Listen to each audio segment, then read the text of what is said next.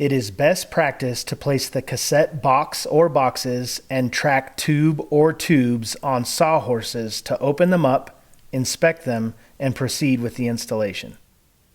Identify the top and bottom tracks.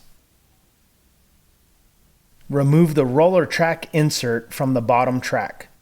Center the bottom track in the opening. If you are installing the screen up against a door system, level the screen bottom track to match the already leveled door sill. You may choose to shim the screen bottom track up to be flush with the threshold of the door system. Properly shim, level, and fasten the bottom track of the screen using the provided attachment holes. Always place shims at or near attachment points.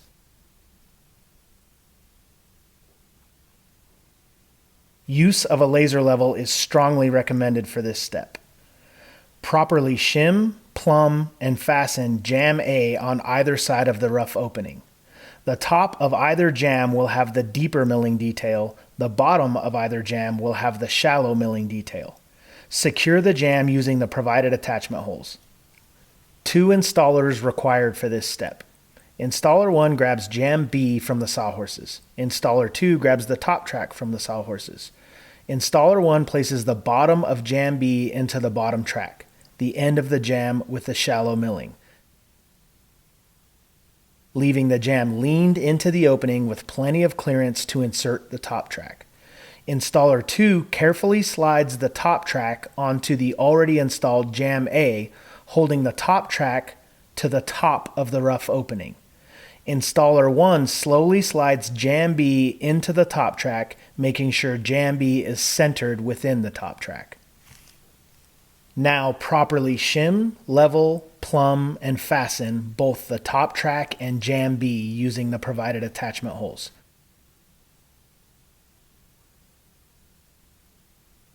Remember to always place shims at attachment points. Once the entire screen frame is secured in the opening, it is important to take several measurements along the opening between the top and bottom track to make certain they are dimensionally consistent. If the tracks are separated or pinched, the operation of the screen system will be impacted. While still on the sawhorses, slowly unwind the cassette strings from both ends of the cassette. Be careful to keep the strings clear of dirt and debris and try not to step on them. View both sides of the screen cassette to determine which direction your cassette will operate. The cassette is directionally universal, however the strings will be coming out of the cassette on the operational side, the side that slides back and forth in the opening. One end of the cassette will have a molding with wheels. This is the bottom of the operational side of the cassette. Place the bottom of the screen cassette into the bottom track first, at an angle towards the center of the opening, with the bottom wheel guide and the strings facing the center of the opening in the direction in which you want the screen to operate. Then slowly position the cassette into the top track and click it into what is now your retracted jamb where the screen cassette will collect. Use masking tape to temporarily secure the cassette to the retracted jamb so it does not fall out during the remainder of the installation. Take one frame string guide to the retracted side of the opening where the strings come out of the cassette. Place it near the top of the cassette and carefully place the strings in their dedicated slot in the guide. This step is important. The strings need to be properly aligned. Slowly slide the track string guide, keeping the strings in order, back towards the extended jamb side of the opening.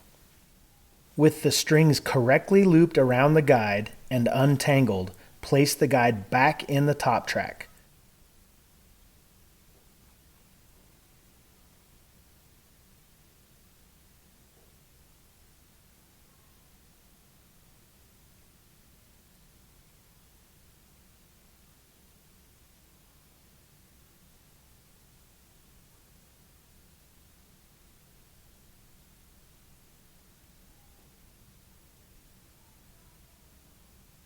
Slide the string guide to the end of the track until it stops against the jamb and attach the string guide.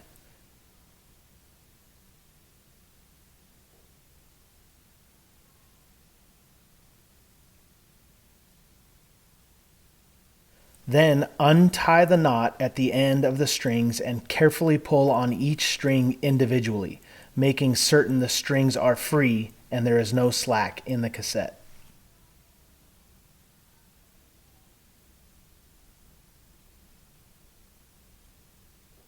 Now loop the strings through the available end of the spring on the spring attachment assembly. Holding the assembly in position near the spring anchor hole in the track, tie the strings to the spring using a secure knot.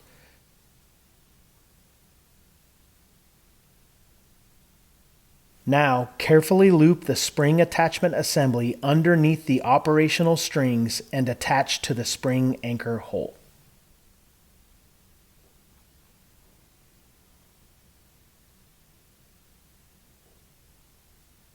Repeat this process for the bottom of the cassette. When the top and bottom are complete, inspect the strings along the top and bottom tracks and make certain they are not tangled or sagging. Then cut the excess string with about 1/2 inch remaining past the string knot. Reinstall the roller track insert into the bottom track. It will be necessary to lift the operational strings to slide the track underneath them. It will also be necessary to lift the cassette so the roller track can slide completely underneath the cassette. Remove the tape from the cassette. Have one person hold the cassette in place at the retracted jamb. Operate the cassette across the opening. If the screen operates freely, attach the cassette through the retracted jamb using the provided attachment hole near the center of the cassette. You will need to open the cassette and clear the mesh to expose the attachment point. You may need to massage the mesh so that all the pleats release while in the extended position.